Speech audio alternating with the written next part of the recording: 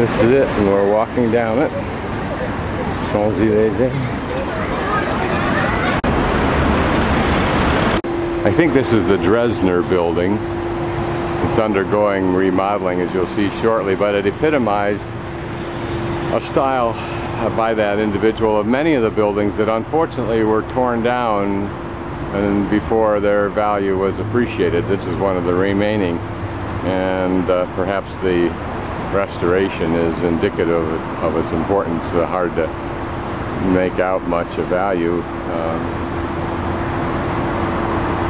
This is Avenue Friedland, just behind the Champs Elysees, and equally pretty and probably a whole lot quieter. So I'll probably try today to walk back through this area after I finished with the obligatory Champs Elysees trip. This Publicis building is a 1960s, what I would think of as slightly enlightened Soviet Union construction that replaced the Dresdner type building. I say enlightened because there are these attempts at these industrial graffiti and aesthetics. In 1985 they outlawed the destruction of those Dresdner type buildings. Remember, this street is the street of probably the most expensive of anything that you can buy. If you're an automobile manufacturer that wants to sell in France, you apparently have to have an office on the Champs Elysees, and Cartier probably exemplifies what we're talking about. McDonald's, the American embassy, was apparently a great shock when it moved in here.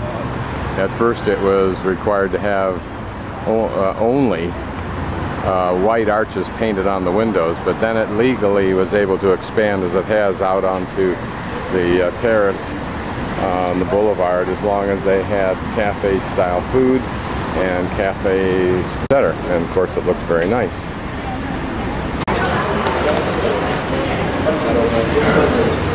And for a $3 hamburger, apparently that'll buy you an hour of sitting out in those chairs. Otherwise you end up paying for sitting in that chair at a lot of cafes.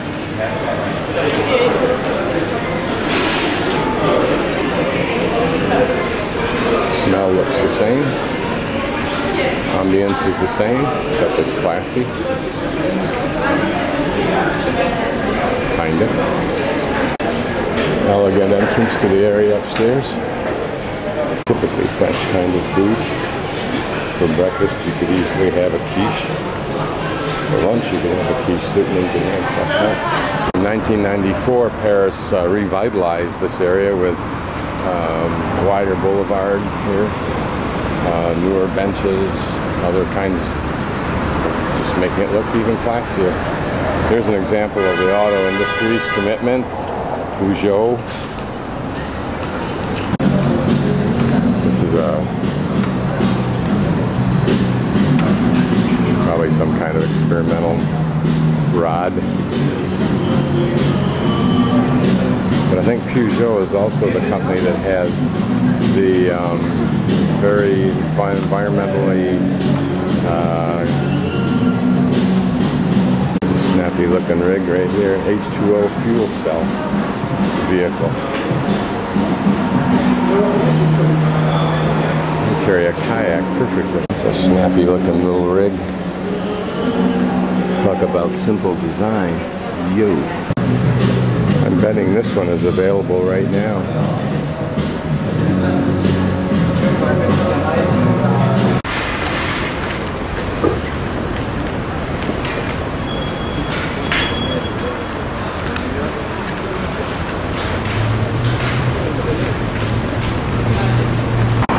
Next to Mercedes-Benz is the Lido, the most famous cabaret, apparently, according to the guidebook, largest cabaret. It's also a multiplex cinema. Just an elegant building that caught my eye.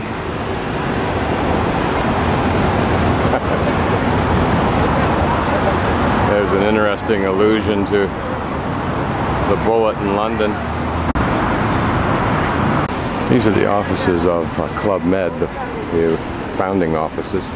It was a company developed as soon as France decided that everyone should have 5 weeks mandatory vacation. This company was created to provide that. It would be just a one-person device, unless it's intended to be a wheelchair, but don't know. Must be Toyota's attempt to compete with Smart. A little bit bigger unit. Carries 4. It's a beautiful car. Wow, wouldn't you love to have this puppy? I think those Porsches look like they were nothing. Looks like each console has either an MP3 player or it's individualized control for services.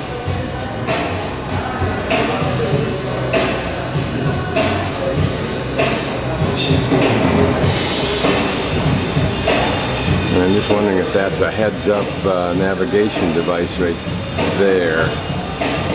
Can't see it with all the reflections. That's a beautiful car. Apparently these graphic symbols serve a function. I can imagine what it is. Number one, it works like stoplights. Number two, it could have it in language as well as in colors, as well as in symbolized color flashes, etc. Different kinds of colors.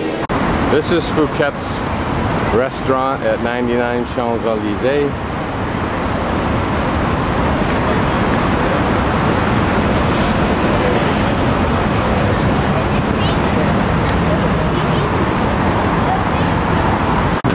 As to price, 26 euros for these different salads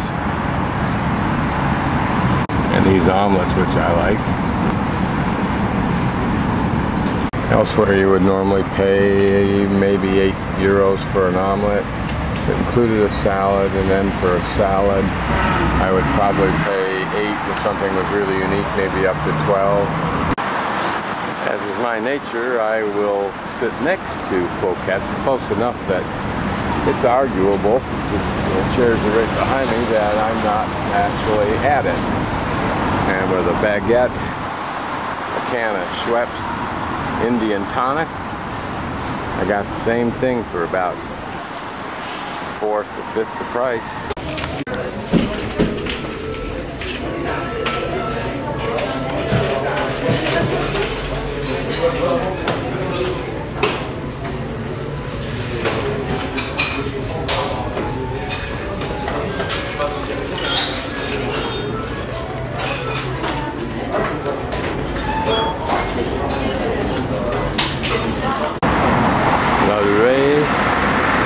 The restaurant.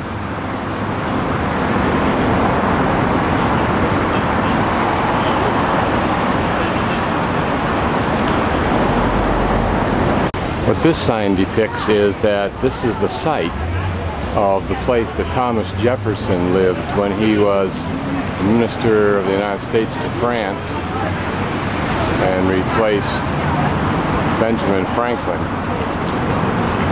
And here he lived with his 17-year-old black slave. Her last name was Hemming, from which that interesting debate has sprung.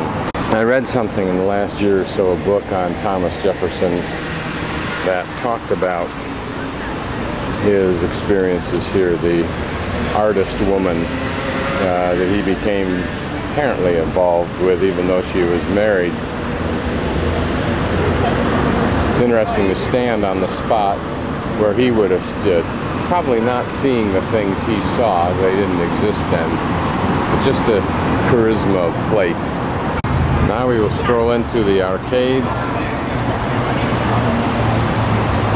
des Champs Elysees. Notice there are toilets in the arcade. It's an important thing to notice. The elegant shop design.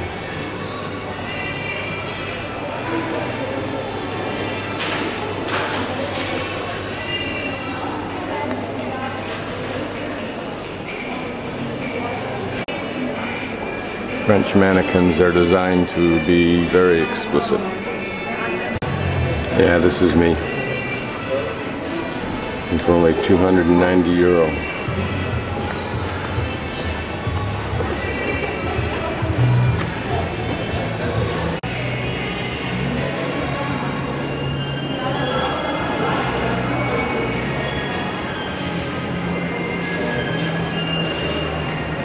Oh yeah. And I already got the gun.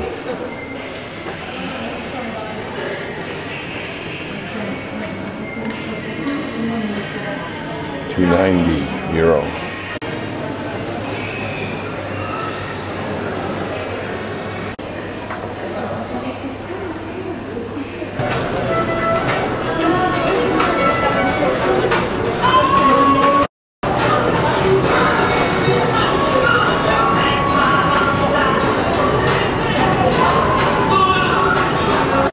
This is the model Renault that we drove from in Normandy down to Mont Saint-Michel.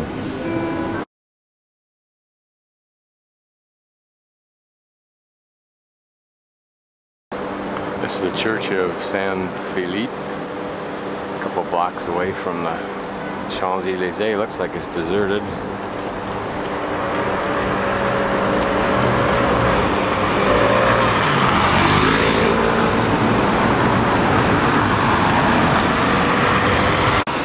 This is a pretty little square. I circled it on the map with what look like elegant buildings, all with lifts, I hope, and I'm sure. I love the balcony ideas.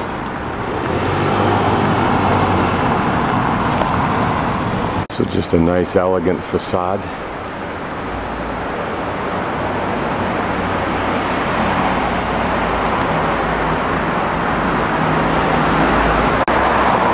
Look at the detail up here.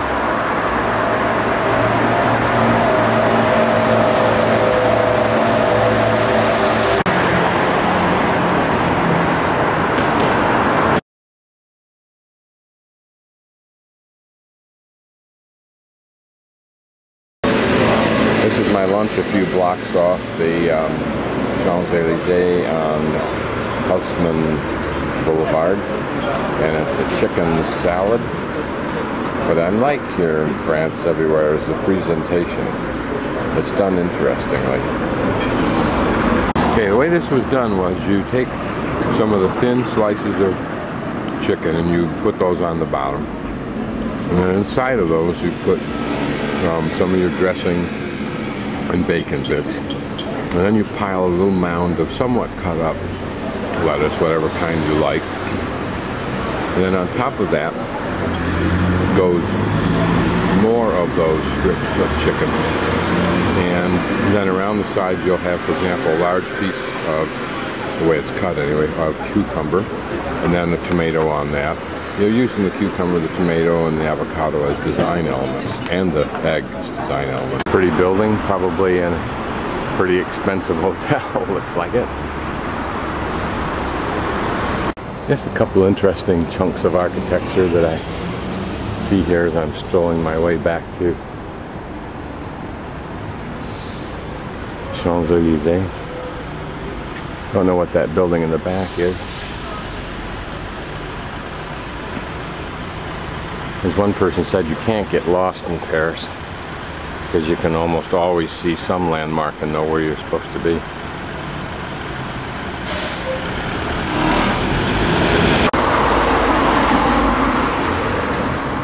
Lawn decorations. Well, how's this for coming out dead on? I think it's the Tuileries, the beginning, right where I wanted to be. The shops along Champs Elysees are to the right, and the Louvre and Tuileries are to the left.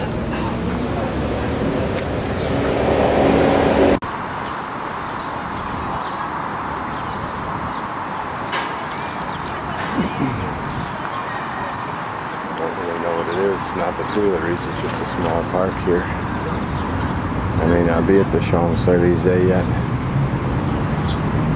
This is what you look for in cities. Théâtre Marigny.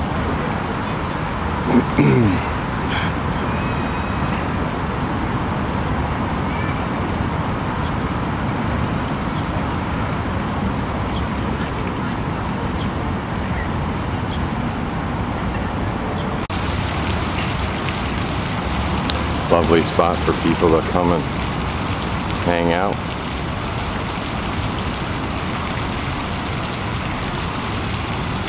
And pigeons too.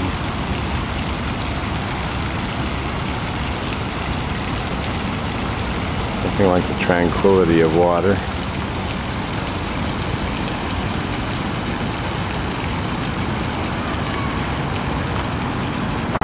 Well, so far I'm right on target. I think this is the gardens. It's not the Tuileries, I don't think, but it's the gardens. Otherwise, I'm right on target, completely lost.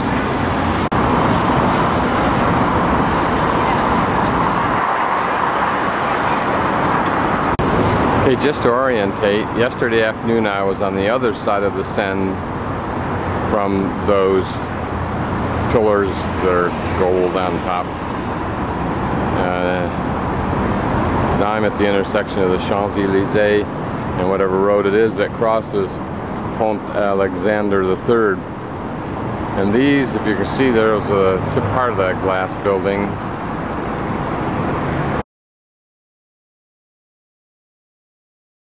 Let's get closer to that sculpture up there.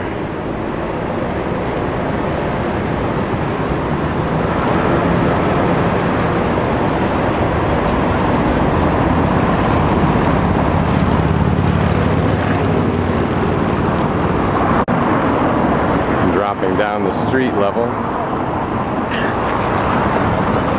is, according to the guidebook, the man who won the Second World War, Charles de Gaulle.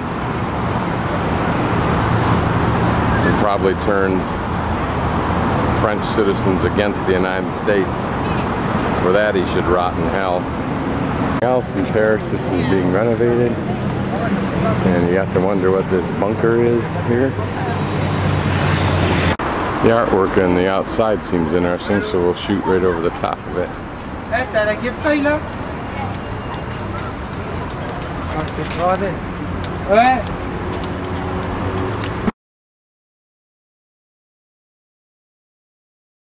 So this large and regal building is in fact the Petit Palais Museum.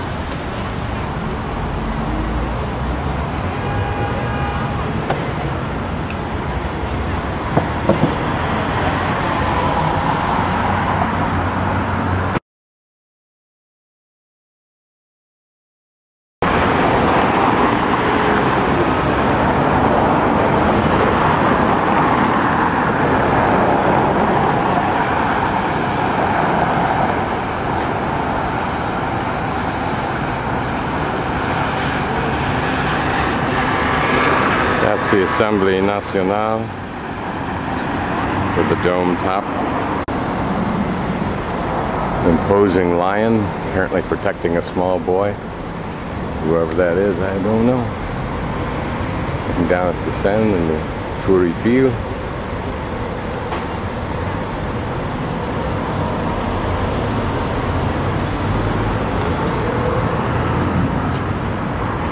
This is the Pont Alexandre III. It's impressive bridge with its beautiful gold work and the pretty lamps.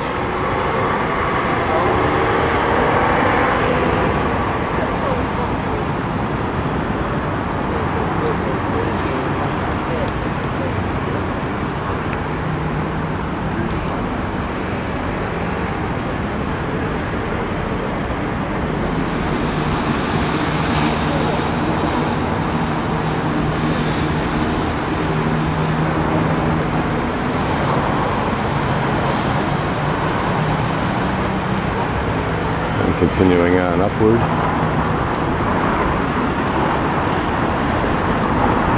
curves of the statue are starting to have their toll taken by the environment. Shortly after the men returned from the Klondike, this bridge apparently was built. Just had a neat little scam played. The lady up there with the orange thing hanging down. I'm walking along and all of a sudden she reaches down and goes, oh, look at this. It's gold. And she has this big gold ring. Asks me if it's gold. She's so excited about how she found it. And then tells me that she's of some religious group, so she cannot keep it. Yeah, she's doing it to somebody else. But she will gladly sell it to me for a heck of a price because she can't keep it. It's interesting that this massive piece of sculpture in the center of the bridge can only be seen effectively from the water, about dead center, maybe a little bit off to the side. A little boy listening to the sound of the ocean and the seashell. I'm sure there's more significance to it than that, but this is the sculpture on the south end of the Grand Palais.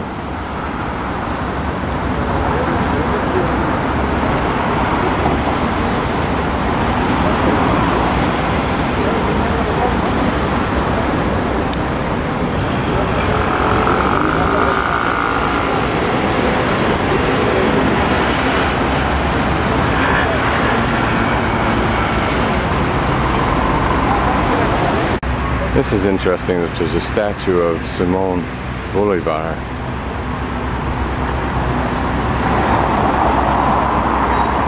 A fairly important location.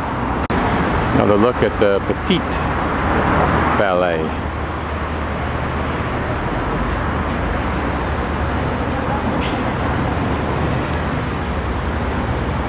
Through those trees can be seen the statue of Charles de Gaulle.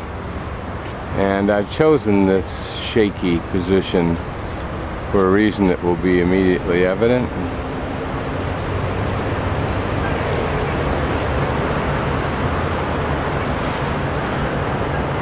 For a man of far greater stature.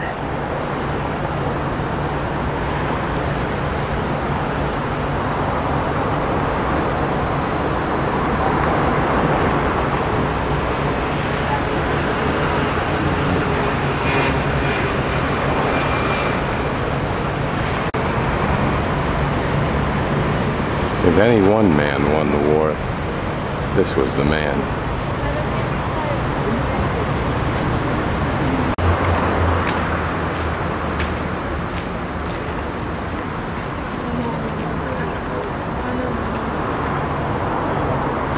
This is Clemenceau, who was Prime Minister or whatever it is of France. He lived during the period 1841-1929, so must have been critical to the war effort. The vast green spaces alongside the Champs Elysees, between the shops and the Louvre, will just invite you to come and hang out, relax, do whatever you want, have a picnic, have a sleep, do something, or do nothing.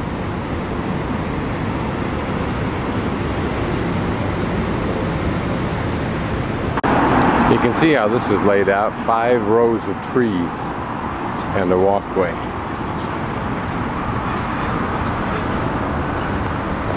Mini park right near the Place de la Concorde.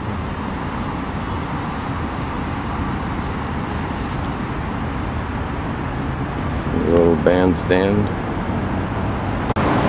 Pretty little fountain dripping one stream of water from the center to the top. Apparently built in 1872.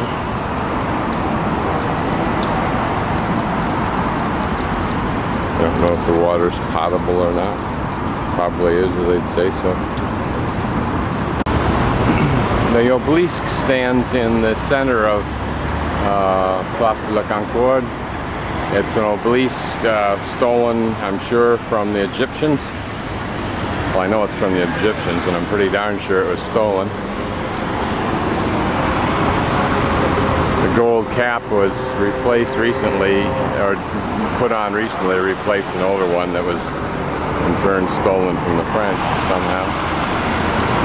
This beautiful little park area is just across from the southeast corner of the Place de la Concorde, and I'm meandering this way because I want to see the American Embassy.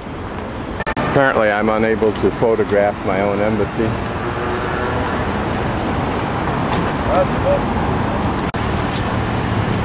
But this is the view it would have from over there. You don't really know what to photograph in here because everywhere you look it's just one big statue after another. And I don't know what that monumental building is over there.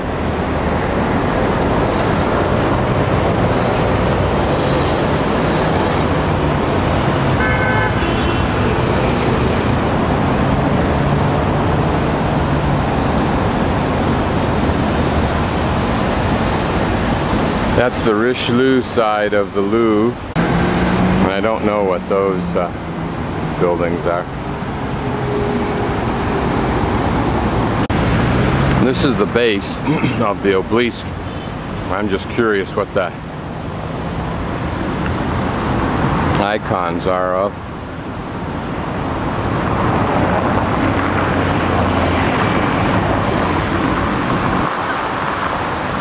To me it looks very Indian.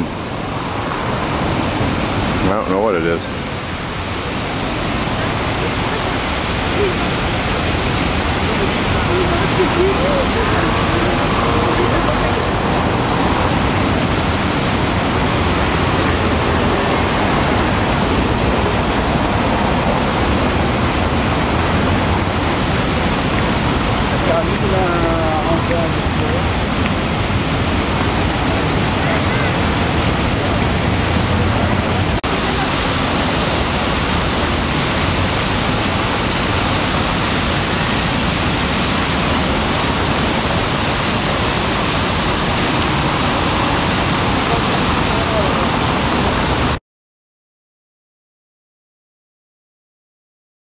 Looking to the left, I noticed this brass or copper oxidized column,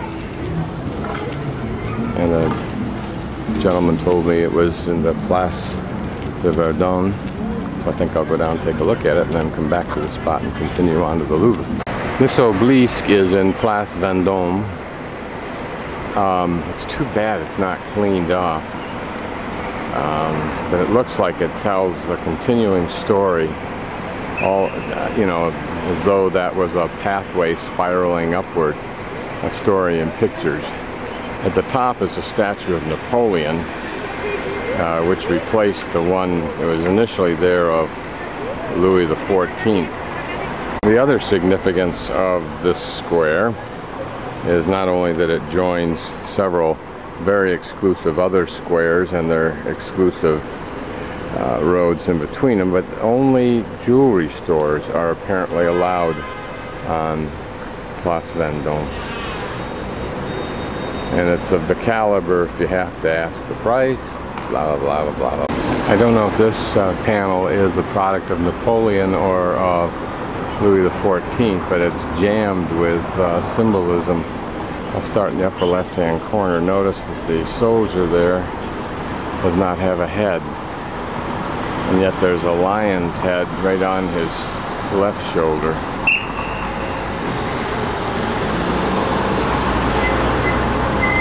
And there, a snake, apparently in a pocket or something.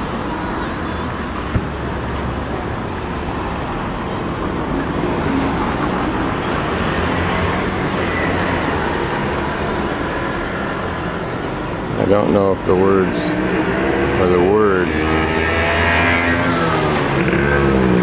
Neapolio refers to Napoleon and IMP to Emperor.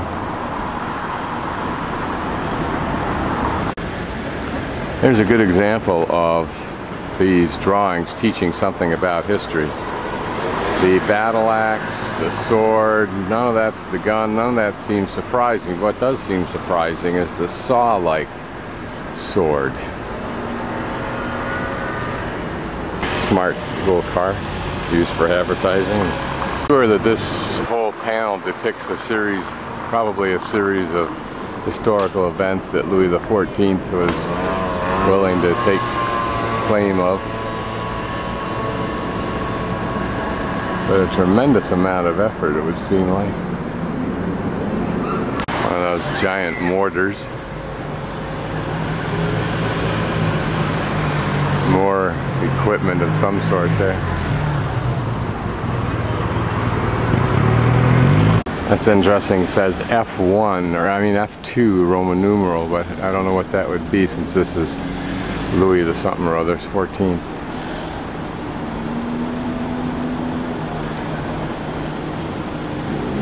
This is apparently some kind of a police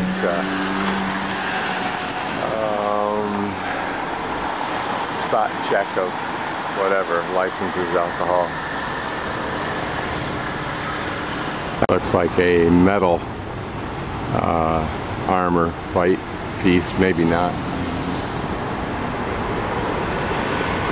It'd be interesting to see just one of these panels burnished up beautifully.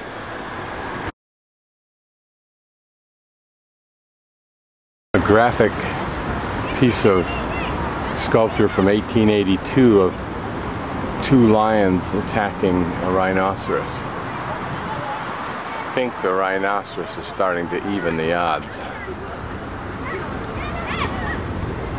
Now, back to the Tuileries. Children's play area. Who this is, haven't a clue.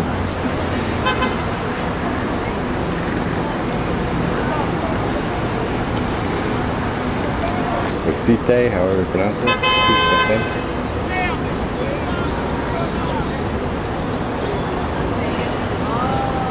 The original place where Paris was started apparently, and Notre Dame is here.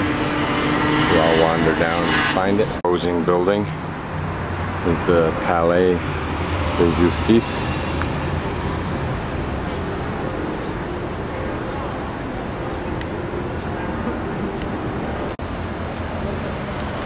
Again, this part of the Seine, which is cut in half here because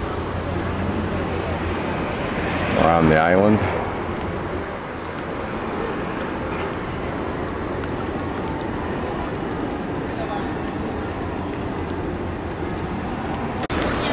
That should be St. Michael's Church. An interesting design, if that's what it is. Another view is of the Seine through this area.